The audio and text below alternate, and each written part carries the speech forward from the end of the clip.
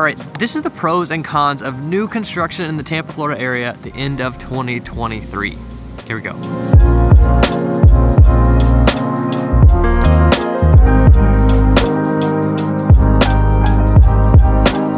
I'm Sam, and this is the Living in Tampa channel, where we make these videos for you about what it's like to live and move to Tampa.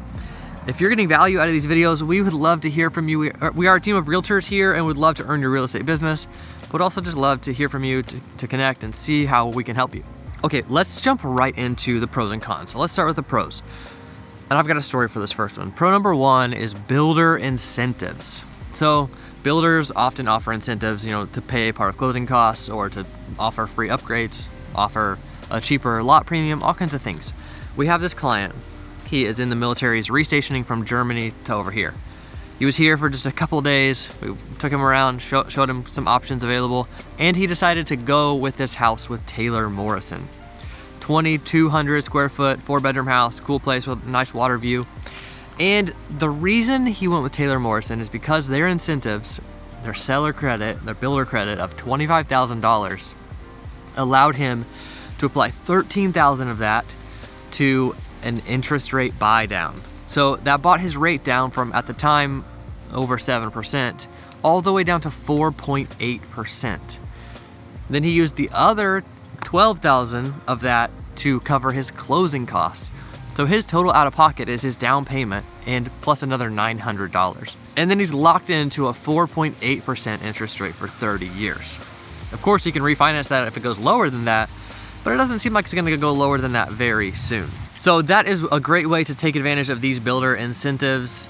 And we're excited to help a lot of other clients do this right now. We've got a few others that we're helping find the right deal for them right now that fits this kind of pro. But this is gonna keep happening. This is not gonna just dry up at the end of the year. As long as rates are high, builders are gonna keep having to find a way to get people to buy their houses.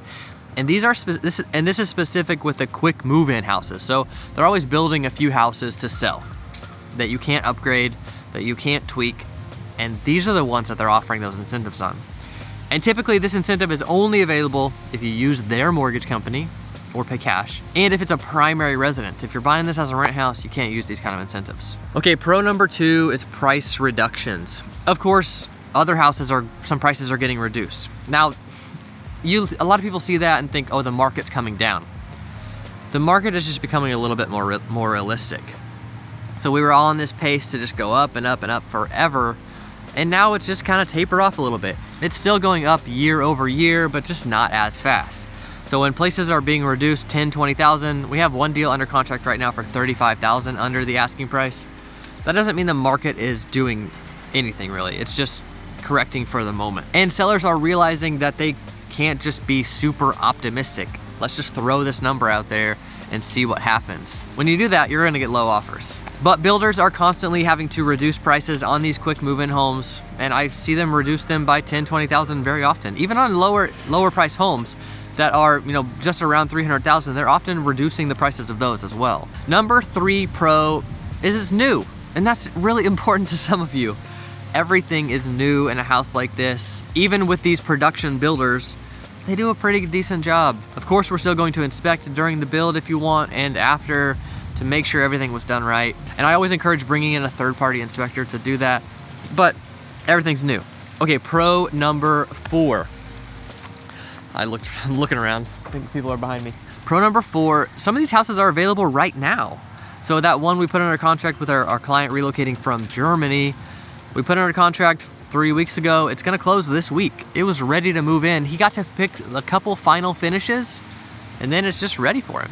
So that's a cool thing right now with new construction. You're typically used to having to wait a while, but with a lot of these that are being reduced and being incentivized more and more, they're available pretty fast. All right, number five pro is the amenities. Now, some of the amenities are big, right? The crystal lagoons and the clubhouses and those kind of things. But with these new communities, there's always some kind of amenities. Now, one of the cons will be paying for those amenities. But these amenities tend to be pretty nice, and you have all kinds of levels, from the very entry level of there's just a basic pool to the top level of there's organized events, and there's a farm to table restaurant and garden. That's one of the communities. There's all kinds of things in between. So number 5 pro was amenities. Number 6 pro is that you have new neighbors. Now this might be like obvious, but with a newer community, everyone is new to the community. That means they're often really excited to get out and make friends, to get out and like host Halloween parties with just past Halloween. Those kind of things are happening very frequently in new communities. People are out walking and excited to meet the people that also chose this community for themselves and maybe their whole family. So that was pro number 6, new neighbors. Okay, let's get into the cons. Con number 1 is additional fixed costs. So with new neighborhoods, your property taxes are typically going to be higher. Your property taxes are typically going to include a CDD, Community Development Deed, Community Development District Deed. It's a deed that's issued by, oh, it's not a deed, it's a bond. Community Development District is this bond, this is the debt that's issued to the builder, the developer, to build out all the infrastructure, these kind of sidewalks, these roads, that kind of stuff. And they put that on you to pay back. So that's, you know, you got property taxes, you got CDD, and then you have HOA costs too. And some of these can get pretty high. You know, a lot of these neighborhoods, whenever you're buying in the neighborhood, you have to pay like a startup cost to the HOA. That's a few $1,000s. If you ever move out, you have to pay like a move out fee. Those kind of things are kind of annoying on top of the sometimes really high monthly payment. Number 2 con is something I bring up, and then I've also had people call me and be like, no, we want this. And it's that these neighborhoods are pretty cookie cutter. And what I mean by that, they're just kind of like a stamp. They're just the same thing happening over and over again in them.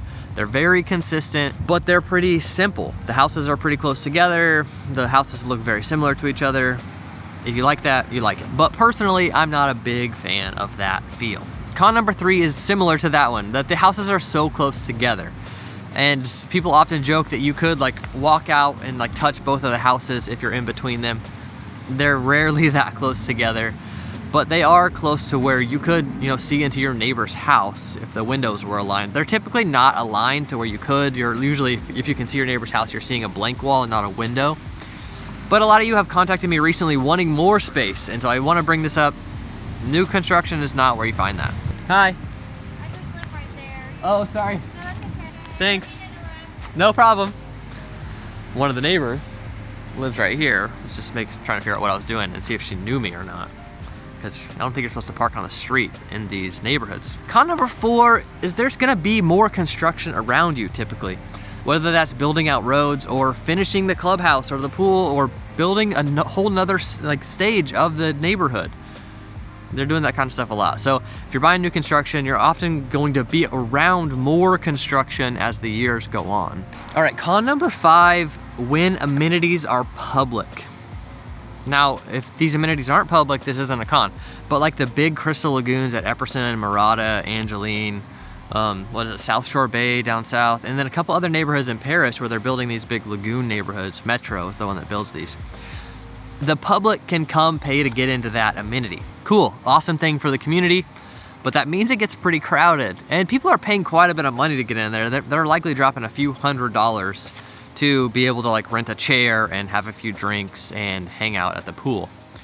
But still, it's just not yours. It's not the neighborhood's amenity, it's the community's amenity, and that's just kind of a different feel. Con number 6 is commute distance. So these new neighborhoods are typically further out. A lot of you call and ask about Wesley Chapel, about Zephyr Hills, up into the Murata neighborhood in San Antonio, up into Angeline and Land O'Lakes, or down to the southeast in Parrish, or Waimama or Ruskin, a lot of new neighborhoods down in these areas. And of course, they tend to be out further.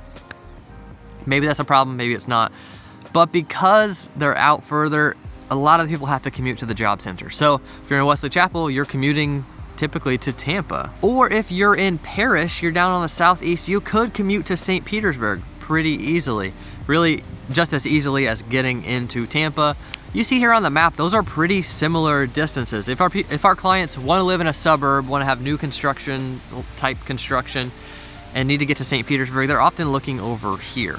So that was con number 6. Commute distance, get further and further out and become more and more of a headache. These are some of the pros and cons of new construction in the Tampa area, end of 2023, beginning of 2024. If this is something you have any questions about, we would love to hear from you in the comments. or call, text, or email anytime. We'd love a chance to hop on a call, on the phone, on Zoom, and just help you process and see how we can best help. Thanks for coming by.